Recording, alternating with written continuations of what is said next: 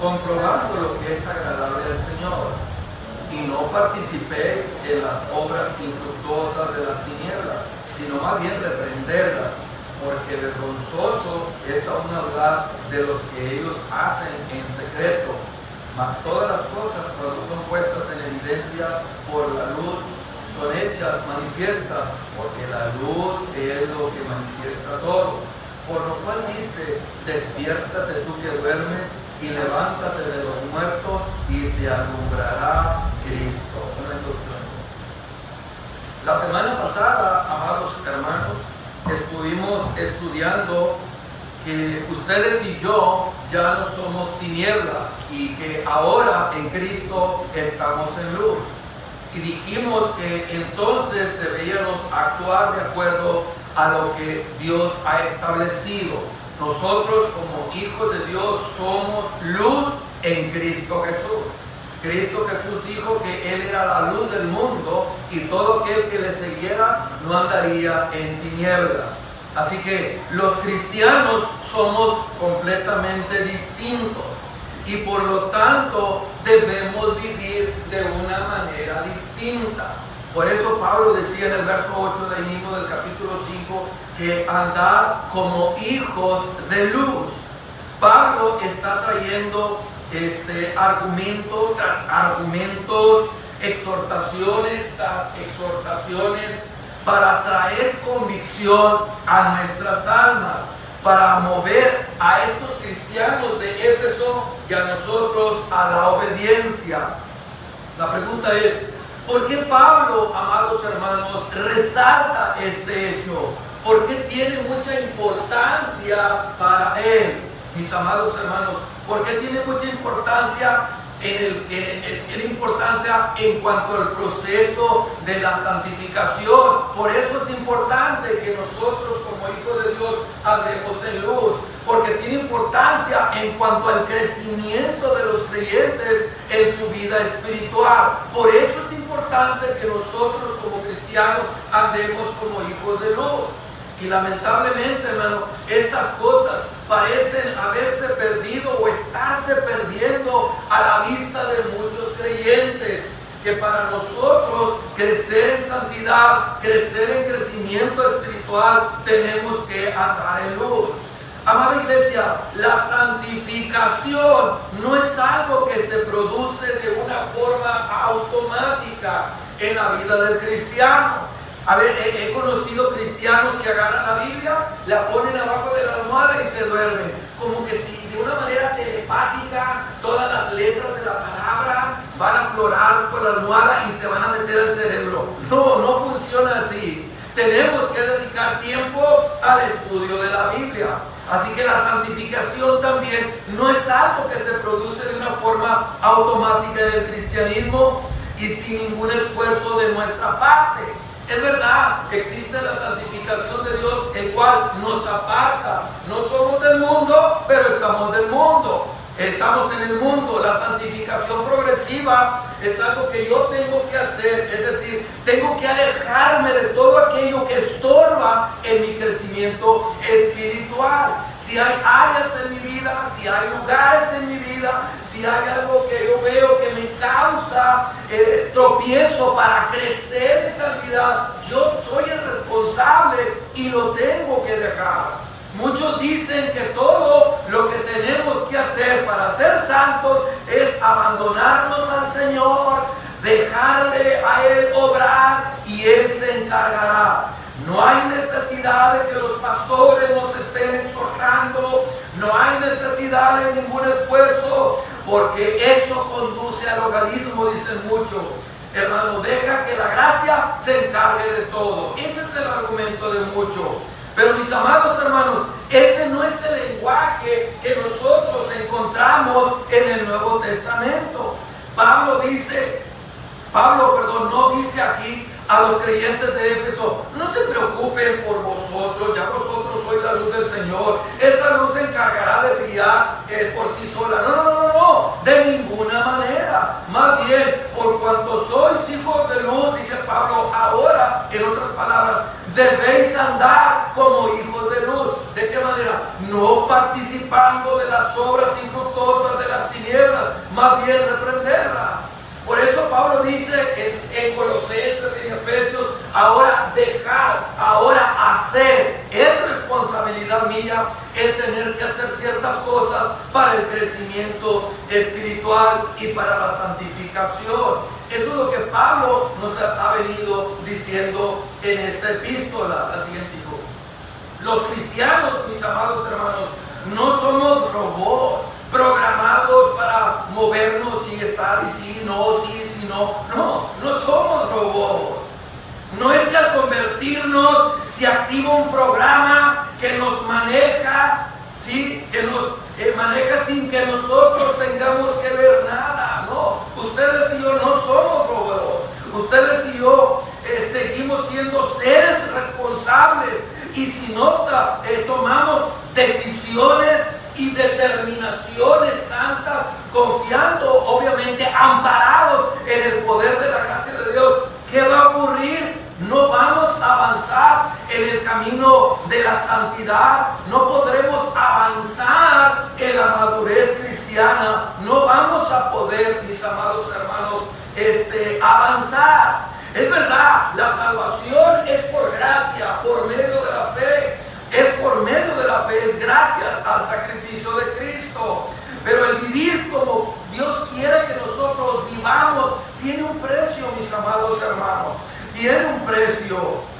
Dice la Biblia en Romanos 13:2, la noche está avanzada y se acerca el día. Y note lo que dice Pablo, desechemos, se fija el verbo, desechar, pues las obras de las tinieblas y vistámonos, se fija usted, desecha y vístete, nadie lo va a hacer por usted, el que está a su lado no lo va a hacer por usted, usted lo tiene que hacer, desechar pues las obras de las tinieblas, ¿cuáles son? Todo lo malo, todo lo que Dios aborrece, y debemos vestirnos de las armas de luz. Andemos estilo de vida como de día. ¿Cómo debemos andar? Honestamente, no en glotonerías, ni en borracheras, no en locurias y lascivias, no en contiendas y envidias, sino vestidos del Señor Jesucristo, y no provoquéis para los deseos de la carne. ¿Se fijó cuántos verbos hay aquí? Desecha, vístete, camina. ¿Y qué más dice Pablo? No entres en contiendas. Todo esto nosotros lo tenemos que hacer. Ustedes y yo. ¿Quién debe hacer esto? Tú y yo, si somos cristianos. Hay una responsabilidad en el cristiano, en la lucha contra el pecado y el crecimiento en la gracia. Hay una responsabilidad. Pablo nos muestra este balance entre la obra de Dios y la responsabilidad nuestra. Por eso dice Pablo en Filipenses 2:12 y 13, por tanto, amados míos, como siempre, dice Pablo, habéis obedecido, no como en mi presencia solamente, sino mucho más ahora en mi ausencia. Ocupaos en vuestra salvación con temor y temblor, porque Dios es el que produce en vosotros así el querer como el hacer por su buena voluntad. No es que usted tenga que cuidar su salvación. La salvación Dios se la entregó de manera gratuita a través de Cristo. ¿Y qué significa el ocuparme? Significa ocuparse en su crecimiento espiritual. Eso es lo que dice el contexto. Soy responsable de orar, soy responsable de venir a los servicios, soy responsable de leer la Biblia, soy responsable de estudiar, soy responsable de no frecuentar lugares que me dañan, soy responsable de no ver cosas cuando estoy solo que sé que me van a perjudicar, soy responsable de mi lenguaje que sea de acuerdo a la palabra de Dios. Yo soy responsable de todo ello. Así que es interesante, mis amados hermanos, que nosotros debemos ocuparnos. ¿Y de qué manera? Con temor y temblor, por lo que Dios hace en nosotros. La obra de Dios en nosotros no elimina nuestra responsabilidad, sino que sirve como base para nuestro obrar. Si no fuese por la obra de Dios, amados, en nosotros no podríamos avanzar si no fuera por la gracia de Dios, ni siquiera en pos de la santidad. Nosotros debemos ser responsables en el uso que le damos a los medios que Dios nos ha dado para crecer. ¿Cuánto tiempo ocupamos para orar al Señor? ¿Cuánto tiempo invertimos para un estudio minucioso de la palabra de Dios? ¿Cuánto esfuerzo empeñamos por estar en los servicios para Dios? ¿Cuánto tiempo nosotros invertimos en un buen libro para poder educarme? Esa es nuestra responsabilidad. Eso es lo que nosotros debemos hacer. Así es, digo. Nosotros vemos aquí una ilustración pastoral en lo que Pablo nos está diciendo. La razón por la que los apóstoles escribieron a las iglesias es porque ellos sabían que la instrucción bíblica juega un papel importantísimo en el crecimiento de los creyentes. La instrucción bíblica, necesitamos ustedes y yo conocer doctrina, necesitamos conocer la palabra de Dios, necesitamos conocer las implicaciones que se derivan de esa doctrina, necesitamos ser instruidos, exhortados, reprendidos, alentados, porque ese es el medio que Dios usará para alimentar nuestra fe y guiarnos a la santidad de Dios. Por eso es tan importante que el cristiano se exponga cada domingo a un ministerio sólido de exposición bíblica, donde la verdad revelada sea explicada y aplicada. Nuestras almas, hermano, necesitan esto para poder crecer y desempeñarse de la manera como Dios quiere que se desempeñe. Queridos hermanos, cuando la predicación seria y profunda de la palabra de Dios es considerablemente acortada o se sustituye por otras cosas para tener un culto más cool, un culto más entretenido, un culto más atractivo, entonces Satanás ganó terreno en la iglesia. Conozco iglesias que hacen un programa larguísimo de cuánta cosa y la predicación al final nomás le dan 5 minutos. El pastor tiene que acortar todo lo que trae. ¿Por qué? Porque en cosas tribales que no llenaron ni edificaron, se fue el tiempo y a lo más importante se le corta y se le dan 5 minutos. Qué terrible es eso, hermano. Qué terrible es eso, cuando la predicación profunda de la palabra de Dios se corta y se sustituye por otras cosas irrelevantes. Entonces Satanás ha ganado terreno en la iglesia. No, hermano, los cristianos debemos ser instruidos. La doctrina bíblica debe de ser cuidadosamente explicada y aplicada. Ahora, como buen pastor, Pablo pasa ahora a decirnos lo que debemos usted y yo hacer con esas verdades que Él ha expuesto en su palabra, partiendo del hecho de que ahora ustedes y yo somos luz en el Señor. Así que Pablo nos exhorta a vivir a la altura de lo que somos ustedes y yo. Ahora somos hijos de luz, y como luz, así como la luz se evidencia en medio de las tinieblas cuando estamos en la noche, de la misma manera nosotros debemos reflejar la luz de Cristo. Pues así debe de ser evidente en nuestro diario vivir que nosotros somos luz. La luz, amada iglesia, no necesita ser anunciada. Cuando llega, a veces se va la luz en el ejido y está en penumbra, y a veces llega de súbito y se oyen los gritos del vecino allá y del vecino acá, y todos contentos porque la energía eléctrica se hizo evidente, llegó la luz. No necesita ser anunciada, se percibe, mis amados, todos la miran. Pues de la misma manera, el mundo, mis amados, debe percibir que nosotros somos completamente distintos, que nosotros andamos en luz porque somos hijos de luz. Así que veamos en primer lugar las características características, la siguiente, ¿es el primer punto? Las características.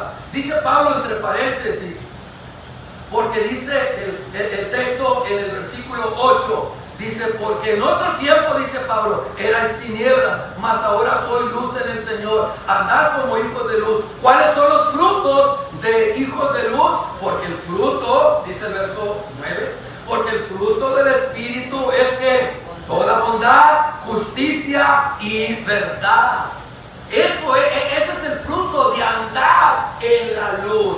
Es la evidencia, es lo que se manifiesta. Porque el fruto del Espíritu es en toda bondad, justicia y verdad, comprobando lo que es agradable al Señor. Comprobando, mis amados. Así que Pablo presenta las características de los hijos de luz que se manifiestan en lo que a él llama el fruto del Espíritu. Y Pablo menciona 3 frutos que caracterizan este andar de luz. Número 1, Pablo hace énfasis en la bondad, es lo que dice él, porque el fruto del Espíritu es en toda bondad. La bondad, hermano, aquella excelencia moral que nos mueve a buscar el bien de otros sin importar el costo. Eso es lo que habla la palabra bondad. Nos mueve a buscar el bien de otros sin importar el costo. Pablo lo dijo en Gálatas 6:10. Dice, según tengamos oportunidad, según tú tengas oportunidad, dice Pablo, hagamos el bien a todos, pero después añade, mayormente a los de la familia de la fe. Cuando nosotros tenemos la oportunidad de hacer el bien, hagámoslo. Pero luego Pablo dice, pero hazlo mayormente a los de la familia de la fe. La bondad debe delatar a un cristiano. La bondad es el fruto que produce el Espíritu en el corazón de un cristiano. Eso es uno de los frutos, mis amados. Después Pablo menciona la justicia. Esta justicia no es otra cosa que dar a Dios y a los hombres. No es otra cosa que dar a Dios y a los hombres, pero sobre todo a Dios lo que es debido dar. ¿Y qué debemos de darle? El concepto de justicia en la Escritura se encuentra íntimamente asociado con la ley moral de Dios. Eso significa que debemos vivir justamente. Es vivir con el estándar de Dios que Él ha establecido en su ley y todas sus implicaciones. Vivir para la gloria de Dios. Quienes hemos sido hechos justos en Cristo, justificados, pues por la fe tenemos paz para con Dios. Antes no lo éramos, ahora somos justos. Quienes son hechos justos tienen el mandato de vivir justamente, ¿sí? Y de presentarse a Dios, como dice Romanos 6:13, a Dios como vivos de entre los muertos y sus miembros a Dios como instrumentos de justicia. Por cuanto Cristo nos ha dado ahora, impartido su propia naturaleza justa. Acuérdense que en la justificación, la doble imputación, en la cruz yo le di mi pecado y Cristo me dio su justicia. Ahora soy justo delante de Dios y capacitado para vivir para la gloria de Dios. Por cuanto sabemos que Cristo es justo, dice Juan 29, sabemos también que todo el que hace justicia es nacido de Él. Debemos ser justos delante de Dios, mis amados. Y luego dice Pablo, la verdad, menciona la palabra verdad. Sin ese fruto no hay evidencia de la vida de Dios, mis amados hermanos. Porque el fruto del Espíritu es en toda bondad, justicia y verdad. Y sin este fruto de la verdad, no hay evidencia de la vida de Dios. Dice Cristo hablándole a sus discípulos, guardaos de los falsos profetas, tengan cuidado que vienen a ustedes, dice, vestidos de ovejas, les advirtió, pero por dentro son lobos rapaces. Por sus frutos los conoceréis. ¿Acaso se recogen uvas de los espinos o higos de los abrojos? Toda persona, mis amados hermanos, da fruto de alguna clase. Todos aquí damos fruto de alguna clase. Los que están en tinieblas, ¿qué es lo que dan? Dan frutos malos. Pero quienes están en la luz dan frutos buenos. Por esa razón, queridos hermanos, la persona que no da algún fruto de justicia en su vida, no puede alegar en su corazón que tiene a Cristo. No importa que bien predique, no importa que bien cante, no importa cuántos días venga a la iglesia, no importa, mis amados. Aquella persona que no da fruto de justicia en su vida, no puede alegar que tiene a Cristo. No existe tal cosa como un cristiano sin fruto. Donde hay vida, hay evidencia de vida. Donde hay muerte, hay evidencia de muerte. El Hijo de Luz produce el fruto del Espíritu Santo y es llamado a incrementar siempre esa producción. Es llamado a incrementarla. Cada una de estas virtudes, bondad, justicia y verdad, enfatiza un aspecto distinto en nuestra vida. Por ejemplo, la bondad tiene que ver primariamente con nuestra relación con otras personas. La justicia enfoca primeramente nuestra relación con Dios, con su ley, que se refleja en su carácter. La verdad enfatiza nuestra propia integridad, sinceridad. Estos son los frutos, dice Pablo, que produce luz. Andar como hijos de luz. La vida cristiana, querido, así como cualquier clase de vida, solo es saludable cuando está creciendo. En lo que concierne al andar del creyente, el enfoque primordial de su vida debe fijarse en tratar todo el tiempo de aprender, mis amados, comprobando lo que a Dios le agrada. Debe de aprender a comprobar, a examinar, a averiguar qué es lo que al Señor le agrada. Y a medida que nosotros somos obedientes conforme a lo que conocemos del Señor, nuestro conocimiento del Señor y de su voluntad se va incrementando y profundizando. A medida que somos fieles a la luz, a Cristo, recibimos más de esa luz divina, recibimos más crecimiento para su bendita gloria, Así que Pablo ahí mismo nos exhorta a comprobar, la siguiente dijo, nos exhorta a comprobar. Él lo dijo ahí en el versículo 9, dice el versículo 10, comprobando lo que es agradable al Señor. Así que Pablo presupone que hay algo que tú y yo debemos hacer para poder dar fruto. Él presupone y dice, comprobando lo que es agradable al Señor. Si nosotros queremos andar como hijos de luz, entonces debemos examinar continuamente, amada iglesia, la senda de nuestros pies. Debemos examinar dónde voy, qué es lo que hago, qué es lo que miro, qué es lo que pienso. Debemos examinar la senda de nuestros pies a ver si lo que vamos a hacer es conforme al carácter de nuestro Señor revelado en su palabra. Si es conforme a la ley moral, que es un reflejo del carácter de Dios.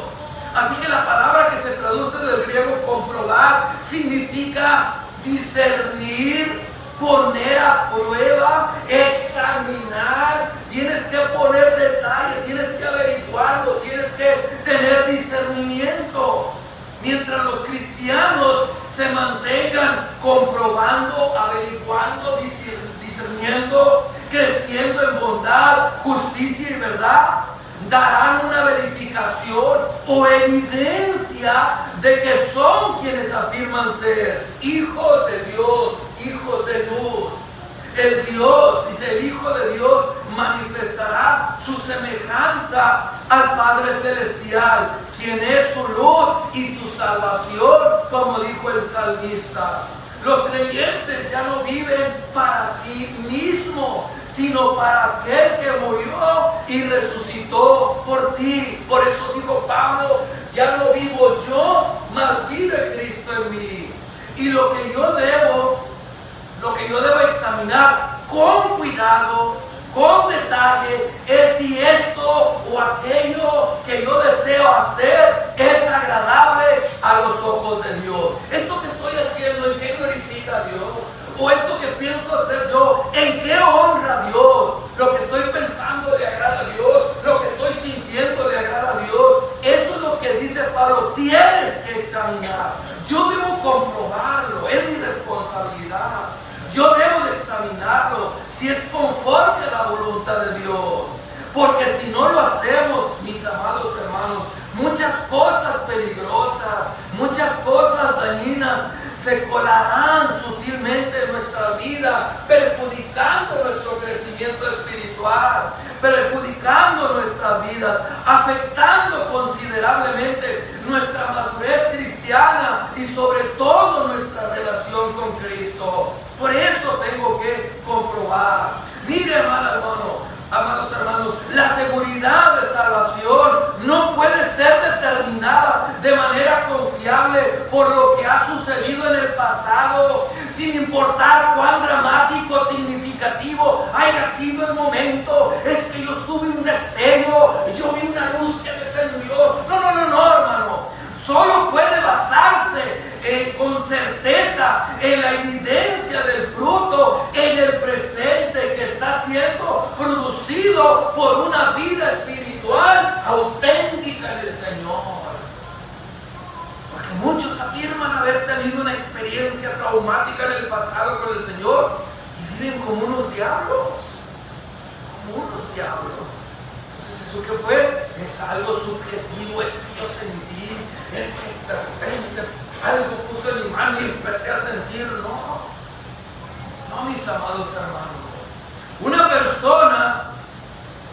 persona que no porta armas, explosivos u artículos ilegales, una persona que no porta eso, no tiene temor de hacer pasar su equipaje por la máquina de rayos X en el aeropuerto. ¿O si tiene temor? ¿No? Si tú no traes granadas, pistolas, o bombas, qué sé yo, en tu maleta, si tú no traes nada de esos explosivos, tú no tienes temor de que lo pasen ahí y verifiquen. Tú no tienes temor. Del mismo modo, nosotros como cristianos no debemos tener temor de ser colocados bajo el escrutinio de la palabra de Dios.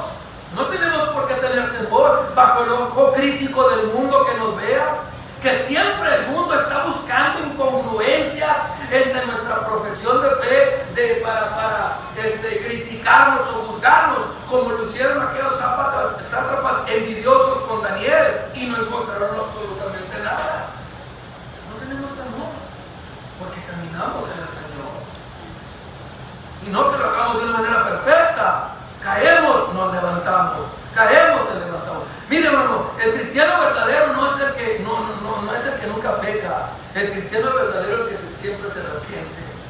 Siempre estamos arrepintiéndonos porque siempre pecamos. Siempre fallamos al Señor. Así que nosotros vemos ahí las características. ¿Qué dice Pablo? Porque el fruto del Espíritu es en toda bondad, justicia y verdad.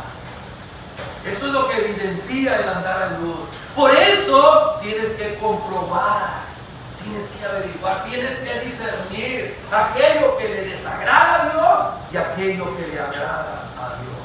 En segundo lugar, veamos el mandato. Veamos el mandato y dice Pablo, y no participéis en las obras infructuosas de las tinieblas. Ahí está el verbo, no participes, no lo hagas. Es un mandato, hermano, imperativo. No es opcional. Si tú quieres participar o te sientes con ganas de hacerlo, hazlo. No participes. de las obras infructuosas de las tinieblas. No ser partícipe. Y aquí la palabra participar, hermano, conlleva la idea de deleitarnos con otras personas haciendo algo común. No te deleites, dice Pablo. Si andamos en toda bondad, en justicia y en verdad, mis amados hermanos, ¿cómo podremos participar con los impíos en sus obras de impiedad? No tiene sentido, es imposible.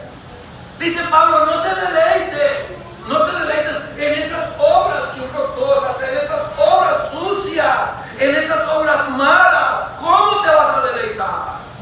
¿Cómo te vas a gozar? El contraste que Pablo usa en el texto lo vemos de una manera clara. Por ejemplo, ahí en el verso 9 de ese mismo capítulo, que estamos viendo, capítulo 5, en ese mismo vemos el contraste. Ahí dice, los hijos de luz producen fruto. Verso 11, pero los hijos de las tinieblas producen obras infructuosas, estériles, es la diferencia. Significa que estas obras de los impíos no producen nada bueno, no agradan a Dios, no ayudan al prójimo, no benefician al alma. Nadie, hermano, va a cosechar satisfacción, paz duradera por hacer esas cosas. Esa es la desgracia hoy en día del hombre incrédulo. Se pasa la vida con afán, ¿sí? Se pasa la vida buscando con afán su felicidad con cosas de esta vida. Y al final del día solamente produce frustración y desgracia. Y desgracia. Los creyentes no deben participar de estas obras. No deben de deleitarse. Obras infructuosas de las tinieblas. ¿Qué deben hacer? Dice Pablo, repréndelas. Repréndelas. El mandato de Pablo es directo y sencillo. Los cristianos que han de producir el fruto justo de la luz y del Espíritu no deben tener relación alguna con las obras infructuosas de las tinieblas. Debemos hacer eso. En tercer lugar, veamos la comisión. Veamos la comisión, dice, sino más bien reprenderlas, porque, dice, vergonzoso es aún hablar de lo que ellos hacen en secreto, dice Pablo. Mas todas las cosas son puestas en evidencia por la luz. Mas todas las cosas, cuando son puestas en evidencia por la luz, son hechas manifiestas. ¿Por qué? Porque la luz es lo que manifiesta todo. La palabra. Así que aquí la palabra reprender, más bien reprenderlas. La palabra reprender da la idea de convencer por medio de la evidencia. Reprenderlas. ¿Qué significa? Que los creyentes deben reprender estas cosas en todas las formas legítimas y bíblicas que sea necesario. El amor que no reprende ni se opone abiertamente al pecado, entonces ese no es el amor bíblico. No es el amor bíblico. El amor no solo no hace nada indebido, sino que además no se goza de la injusticia. No se goza de la injusticia donde quiera que la encuentre su paso. Lo triste, mis amados, es que muchos cristianos, a duras penas se las arreglan para mantener en orden sus propias casas espirituales y morales. Muchos cristianos, a duras penas, se las arreglan para poner en orden sus casas, sus templos espirituales, y carecen del discernimiento, la inclinación o el poder para confrontar la maldad en la iglesia o en la sociedad como un todo. Eso es terrible. Deberíamos ser tan maduros bíblica, en obediencia, en santidad y amor, que parte del transcurso natural de nuestra vida fuese exhibir, reprender y ofrecer el remedio para esa clase de mal. Si exhibimos y reprendemos, no importa que nos acusen de intolerantes, de sectarios, no. Muchos cristianos no se exponen ni reprenden el mal porque no lo toman con la seriedad suficiente. Ay, no seas extremista, no seas ridículo, no te vayas a los extremos. No, mi amado hermano, de ninguna manera. Tenemos que reprender. ¿Qué le dijo Juan el Bautista a Herodes? ¡Ore, Herodes! ¿Cuándo quieres que vaya y los case? Tú pones fecha. No te es necesario tener la mujer de tu hermano. Lo que tú estás cometiendo es una injusticia. No me interesa el poder que Roma te haya otorgado. La ley de Dios está por encima de ti y del imperio. Y lo que tú estás haciendo es una aberración. Si no, ¿por qué crees que le tocaron la cabeza? No, hermano. Muchos cristianos no se exponen ni reprenden el mal porque no lo toman con la seriedad suficiente. Todo lo contrario, se ríen y bromean acerca de cosas que son maldad pura, que son inmoralidad e impiedades en extremo. Reconocen la pecaminosidad de esas cosas y es probable que nunca participarían de ellas, pero tienen un goce vicario de las mismas. Tienen un goce vicario. ¿Qué es el goce vicario? Pues es la experiencia de obtener placer o satisfacción a través de la experiencia de otras personas. Es decir, que ellos la disfrutan cuando otros lo hacen. Al hacerlo, hermano, no solo faltan a su responsabilidad de ser una influencia que contrarresta la maldad, sino que antes son influenciados por ella.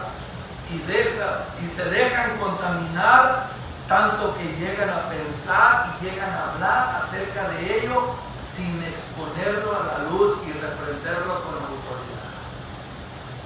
Qué tremendo, ¿no? Y luego nos preguntamos por qué hoy en día a veces el cristianismo está como está. Por eso dijo Pablo, vergonzoso es aún hablar de lo que ellos hacen en secreto. Pablo prosigue a decir que es vergonzoso. Algunas cosas son tan viles, queridos hermanos, tan viles, tan obscenas, que deberían discutirse con los menores detalles posibles. Hay personas que les encanta dar detalles de aquellas cosas nauseabundas. Dice Pablo, no, esas cosas deben de discutirse, dice, con el menor detalle, entre otras palabras, posible. Porque el mismo hecho de describirlas es peligroso, moral y espiritualmente. Por ejemplo, algunas enfermedades, sustancias químicas y nucleares son mortíferas, a tal grado que aún los técnicos y científicos astrofísicos que trabajan con ello, con la mejor preparación y protección disponible, se encuentran en peligro constante de recibir una fuerte dosis de radiación. Se encuentran en peligro. Ninguna persona sensata estaría dispuesta a trabajar alrededor de tales cosas o alrededor de un reactor nuclear de manera descuidada o arriesgada. Hermano, ninguna persona sensata o ninguna persona en su sano juicio se arrimaría sin preparación a un reactor nuclear. De la misma manera, algunas cosas son tan vergonzosas y peligrosas para la vida espiritual que deberían sellarse herméticamente para no entrar en contacto directo con ellas, ni siquiera con alusiones indirectas en una conversación. Lejos. No hacer tanto énfasis. Deberían exponerse en la medida de lo necesario y ser reprendidas con el fin de liberarse de ellas por completo. Pero hay otros que les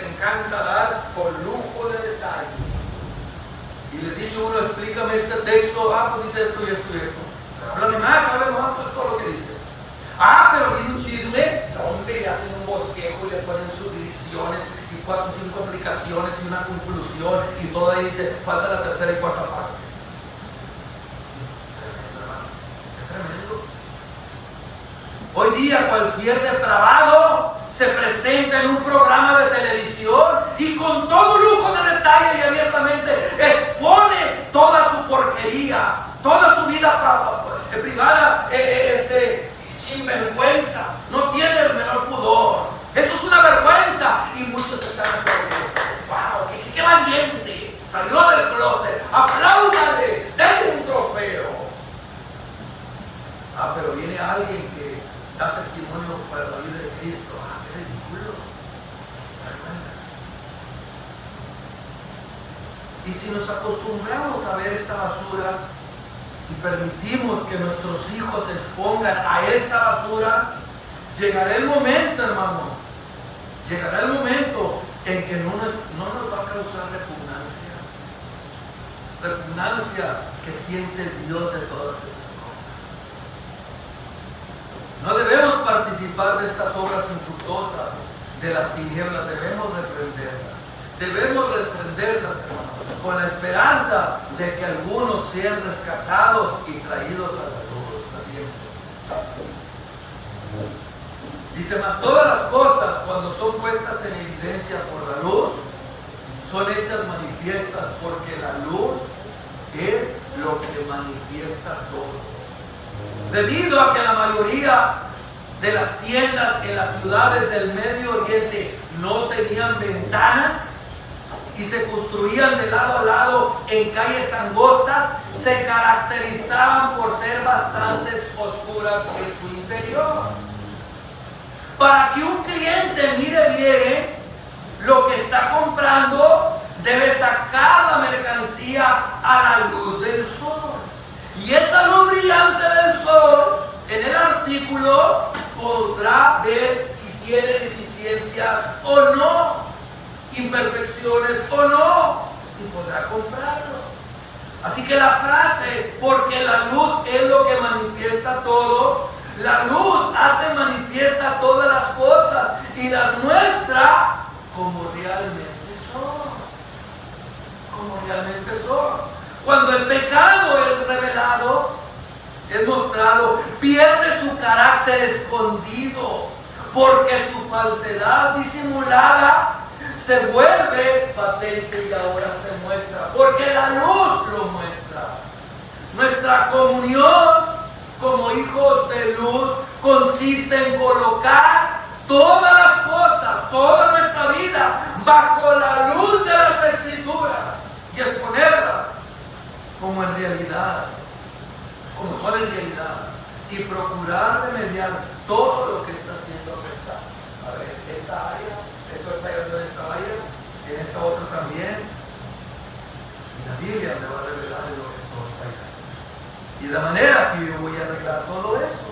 Los creyentes debemos ser una fuente de luz, no solo a través de nuestra predicación, hermano, sino a través también de nuestro ejemplo, para que muchos que hoy están en tinieblas vengan a la luz, vengan a la luz, que vean también que somos imperfectos, no somos perfectos, fallamos y nos levantamos, fallamos y nos levantamos. Así que los creyentes debemos ser eso, una fuente de luz, no solo a través de nuestra predicación, sino también a través de nuestro ejemplo, para que muchos que hoy están en tinieblas vengan a la luz. Por eso Pablo dijo, por lo cual dice la siguiente, dijo, despiértate tú que duermes, levántate de los muertos y te alumbrará Cristo. Vemos el llamado que el apóstol Pablo hace.